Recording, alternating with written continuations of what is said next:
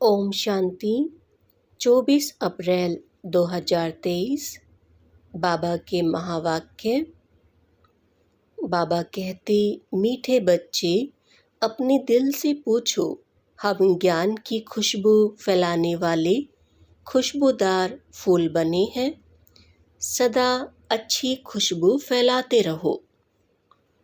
प्रश्न है, किन बच्चों की अवस्था बहुत मस्त रहती है? गैलप करने का आधार क्या है? उत्तर, जो अच्छे अच्छे फूल हैं, जिनकी बुद्धि में ज्ञान का मंथन चलता रहता है, उनकी अवस्था बहुत मस्त रहती है। ज्ञान और योग की शिक्षा दे खुशबू फैलाने वाले बच्चे बहुत प्रफुल्लित रहते हैं। गैलप करने का आधार है सच्चे परवाने बनना। माया के तूफानों से सदा बचकर रहना। श्रीमत पर चलते रहना है। गीत बजा है, महफिल में जल उठी शमा। ओम शांति। चैतन्य परवानों ने गीत सुना। परवाने कहो व फूल कहो, बात एक ही है।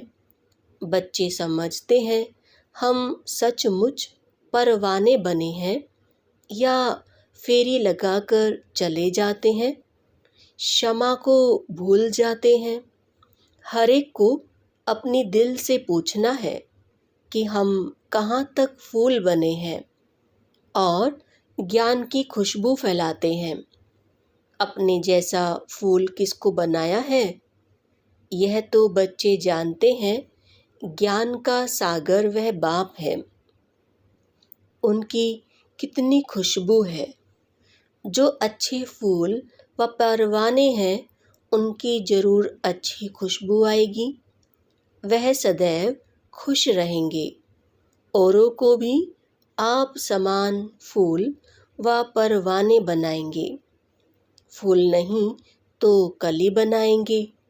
पूरे परवाने वह हैं जो जीते जी मरते हैं, बलि चढ़ते हैं अथवा ईश्वरीय औलाद बनते हैं।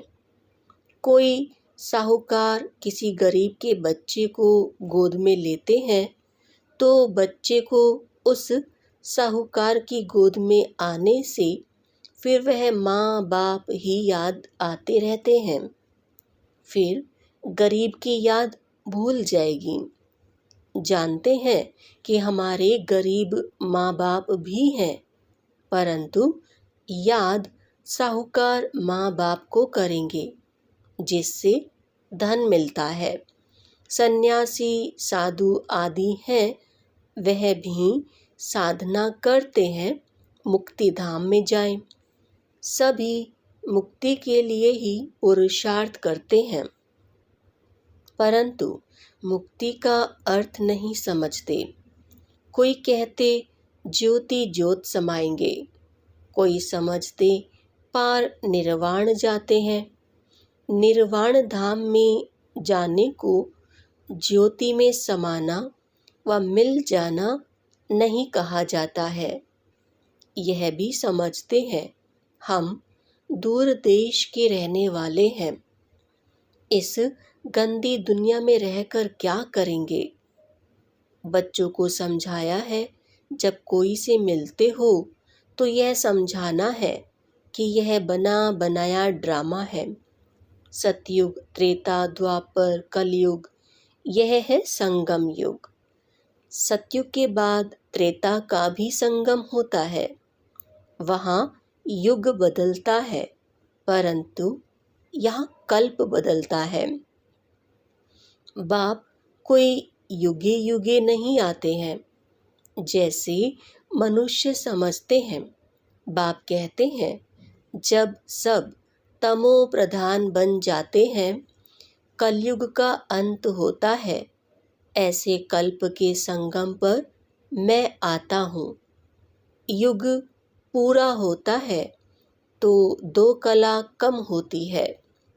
यह तो जब पूरा ग्रहण लग जाता है तब मैं आता हूँ। मैं युगे युगे नहीं आता हूँ। यह बाप बैठ परवानों को समझाते हैं। परवानों में भी नंबरवार है। कोई तो जल मरते हैं, कोई फेरी पहन चले जाते हैं। श्रीमत पर चल नहीं सकते। अगर कहाँ श्रीमत पर नहीं चले तो फिर माया पछाड़ती रहेगी। श्रीमत का बहुत गायन है। श्रीमद् भगवत गीता कहा जाता है। शास्त्र तो बाद में बैठ बनाए हैं। उस समय मनुष्यों की बुद्धि रजो तमो होने के कारण समझते हैं श्री कृष्ण द्वापर में आया। बाप कहते हैं मैं आता ही तब हूँ जब आदि सनातन देवी देवता धर्म वाले मनुष्य गुम हो जाते हैं, परंतु यह भूल जाते हैं कि हम ही देवी देवता धर्म वाले थे। अपना हिंदू धर्म कह देते हैं। यह कड़े से कड़ी भूल है। भारतवासी जो देवता धर्म के पुजारी हैं, उन्हों से पूछो तुम किस धर्म के हो, तो कहते हैं हम हिंदू धर्म के हैं। अरे तुम पूजते किसको हो? भारतवासी अपने धर्म को ही नहीं जानते। यह भी ड्रामा में नोंद है। जब भूले तब तो फिर से मैं आकर आदि सनातन देवी देवता धर्म की स्थापना करूं। सतयुग में है ही एक धर्म। यह बातें बाप बैठ समझाते हैं। जो विश्व के मालिक थे वह खुद ही भूल जाते हैं, तो बाकी औरों की बात ही क्या। यह एक ही बाप है जो आकर दुख धाम से निकाल सुख धाम का मालिक बनाते हैं। तुम कहेंगे अभी हम नरक के मालिक हैं। दुनिया को तमो प्रधान तो बनना ही है। सब पतित है, तब तो पावन के आगे जाकर नमस्ते करते हैं। मनुष्य सन्यासियों आदि को गुरु बनाते हैं क्योंकि वह पावन है। समझते हैं गुरु द्वारा पावन नहीं बनेंगे तो सद्गति कैसे होगी, परंतु फॉलो तो करते नहीं। गुरु लोग फिर उनको कहते भी नहीं कि तुम फॉलो कहाँ करते हो, पवित्र कहाँ बनते हो। यह तो बाप कहते हैं अगर तुम पावन निर्विकारी बनते हो तो मेरे फॉलोअर हो, नहीं बनते हो तो तुम मेरे फॉलोअर नहीं हो। ऊंच गति को पा नहीं सकेंगे। सन्यासी ऐसे नहीं कहेंगे कि फॉलो करो, नहीं तो सजा खानी पड़ेगी। यह बाप कहते हैं श्रीमत पर चलो, नहीं तो बहुत त्राही त्राही करना पड़ेगा। वह तो समझते आत्मा निर्लेप है, परंतु नहीं, आत्मा ही सुख दुख देखती है। यह कोई भी समझते नहीं। बाबा बार बार समझाते हैं बच्चे, मंजिल बहुत भारी है। इस समय तुम पुरुषार्थ करते हो जबकि दुखी हो। तुम जानते हो सतयुग में हम बहुत सुखी रहेंगे। वहाँ यह पता नहीं रहेगा कि हमको फिर दुख धाम में जाना है। हम सुख में कैसे आए, कितने जन्म लेंगे, कुछ भी नहीं जानते। अभी तुम जानते हो कि ऊंच कौन ठहरे। तुम ईश्वर की औलाद होने कारण जैसे ईश्वर नॉलेजफुल है, तुम भी नॉलेजफुल ठहरे। अभी तुम ईश्वर के बच्चे हो। देवताएं थोड़े ही ईश्वर के बच्चे कहलाएंगे। अभी तुम ईश्वरीय औलाद हो, परंतु नंबरवार। कोई तो बड़े मस्त है, समझते हैं हम तो बाबा की मत पर चलते रहते हैं। जितना मत पर चलेंगे उतना श्रेष्ठ बनेंगे। बाप सम्मुख बैठ बच्चों को समझाते हैं, बच्चे देह अभिमान छोड़ो, देही अभिमानी बनो, निरंतर याद करो, परंतु सदैव याद कर नहीं सकेंगे। याद रहेगी नंबरवार पुरुषार्थ अनुसार, सो भी रिजल्ट अंत में निकलेगी। बाप तो है ही सुखदाता, ऐसे नहीं कि दुख भी बाप ही देते हैं। बाप कभी बच्चे को दुख नहीं देते, बच्चे अपनी उल्टी चलन से दुख पाते हैं। बाप दुख नहीं दे सकते, कहते हैं हे भगवान बच्चा दो तो कुल वृद्धि को पाएगा। बच्चे को बहुत प्यार करते हैं, बाकी दुख अपने कर्मों का ही पाते हैं। अब भी बाप तो बच्चों को बहुत सुखी बनाते हैं, कहते हैं श्रीमत पर चलो, आसुरी मत पर चलने से तुम दुख पाते हो। बच्चे बाप और टीचर अथवा बड़ों की आज्ञा ना मानने से दुखी होते हैं, दुखदाई खुद बनते हैं, माया के बन पड़ते हैं। ईश्वर की मत तुमको अब ही मिलती है। ईश्वरीय मत की रिजल्ट 21 जन्म तक चलती है, फिर आधा कल्प माया की मत पर चलते हैं। ईश्वर एक ही बार आकर मत देते हैं, माया तो आधा कल्प से है ही है, मत देती ही रहती है। माया की मत पर चलते 100% दुर्भाग्यशाली बन पड़ते हैं। तो जो अच्छे अच्छे फूल हैं वह इसी खुशी में सदैव मस्त रहेंगे। नंबरवार तो है ना, परवाने कोई तो बाप के बन श्रीमत पर चल पड़ते हैं। अक्सर करके गरीब ही अपना पूरा पोता मेल लिखते हैं। साहूकारों को तो डर रहता है कि कहाँ हमारे पैसे ना ले लेवें। साहूकारों के लिए बड़ा मुश्किल है। बाप कहते हैं मैं गरीब निवाज हूँ, दान भी हमेशा गरीबों को ही किया जाता है। सुदामा की बात है ना, चावल चपटी ले उनको महल दे दिए। तुम हो गरीब, समझो कोई के पास 25-50 रुपया है, उनसे 1-2 आना देते हैं। साहूकार 50,000 दें तो भी इक्वल हो जाता है, इसलिए गरीब निवाज कहा जाता है। साहूकार लोग तो कहते हमको फुर्सत नहीं मिलती, क्योंकि पूरा निश्चय नहीं है। तुम हो गरीब, गरीबों को धन मिलने से खुशी होती है।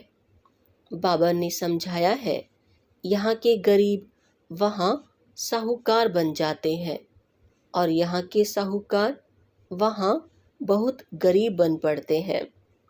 कोई कहते हम यज्ञ का ख्याल रखें या कुटुंब का रखें। बाबा कहते तुम अपने कुटुंब की बहुत अच्छी संभाल करो। अच्छा है जो तुम इस समय गरीब हो। साहूकार होते तो बाप से पूरा वर्षा ले नहीं सकते। सन्यासी ऐसे नहीं कहेंगे, वह तो पैसे लेकर अपनी जागीर बनाते हैं। शिव बाबा थोड़े ही बनाएंगे। यह मकान आदि सब तुम बच्चों ने अपने लिए बनाए हैं, यह किसकी जागीर नहीं है। यह तो टेम्परेरी है, क्योंकि अंत समय बच्चों को यहाँ आकर रहना है। हमारा यादगार भी यहाँ है, तो पिछाड़ी में यहाँ आकर विश्राम लेंगे, बाप के पास भागेंगे जो योग युक्त होंगे। उनको मदद भी मिलेगी। बाप की बहुत मदद मिलती है। तुम जानते हो, हमको यहाँ बैठ विनाश देखना है। जैसे शुरू में बाबा ने तुम बच्चों को बहलाया है, तो पिछाड़ी वालों का भी हक है। उस समय ऐसे फील करेंगे जैसे वैकुंठ में बैठे हैं, बहुत नज़दीक होते जाएंगे। यह तो समझते हैं हम यात्रा पर हैं, थोड़े समय बाद विनाश होगा, हम जाकर प्रिंस प्रिंसेस बनेंगे। किस्म किस्म के फूल हैं। हर एक बच्चे को समझना चाहिए मैं कितने को ज्ञान की खुशबू दे रहा हूँ, किसको ज्ञान और योग की शिक्षा देता हूँ। जो सर्विस करते हैं वह अंदर में प्रफुल्लित रहते हैं। बाबा जान जाते हैं यह किस अवस्था में रहते हैं, इनकी अवस्था कहाँ तक गैलप करेगी।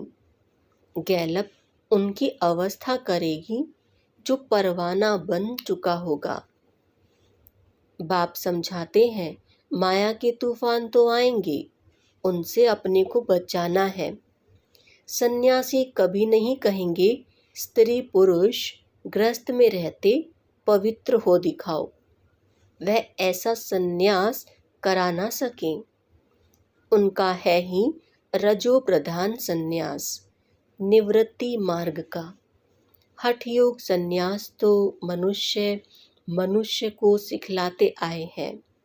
अभी यह राजयोग परमपिता परमात्मा आकर आत्माओं को सिखलाते हैं। आत्मा को ज्ञान है। मैं आत्मा अपने इस आत्मा भाई को समझाता हूँ। जैसे परमात्मा बाप हम आत्माओं बच्चों को समझाते हैं, हम भी आत्मा है। बाबा हमको सिखलाते हैं, हम फिर इन आत्माओं को समझाता हूँ। परंतु यह आत्मा पने का निश्चय न होने से अपने को मनुष्य समझ मनुष्य को समझाते हैं। बाप कहते हैं हम तो आत्माओं से ही बात करते हैं। मैं परम आत्मा तुम आत्माओं से बात करता हूँ। तुम कहेंगे हम आत्मा सुनती हैं, आत्मा को सुनाती है। ऐसे तुम देही अभिमानी हो, किसको सुनाएंगे तो वह तीर झट लगेगा। अगर खुद ही देही अभिमानी नहीं रह सकते हैं तो धारणा करा नहीं सकेंगे। यह बड़ी ऊंची मंजिल है। बुद्धि में यह रहना चाहिए हम इन ऑर्गन से सुनते हैं। बाप कहते हैं हम आत्माओं से बात करते हैं। बच्चे कहेंगे हम आत्माएं ब्रदर से बात करते हैं। बाप कहते हैं हम आत्माओं को समझाता हूँ। बाबा का फरमान है बच्चे अशरीरी अर्थात देही अभिमानी बनो, देह अभिमान छोड़ो, मुझे याद करो। यह बुद्धि में आना चाहिए हम आत्मा से बात करता हूँ, ना कि शरीर से। भल फीमेल है उनकी भी आत्मा से बात करता हूँ।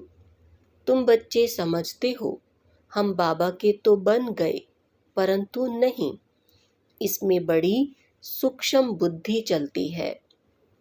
मैं आत्मा समझाता हूँ, यह बुद्धि में आता है।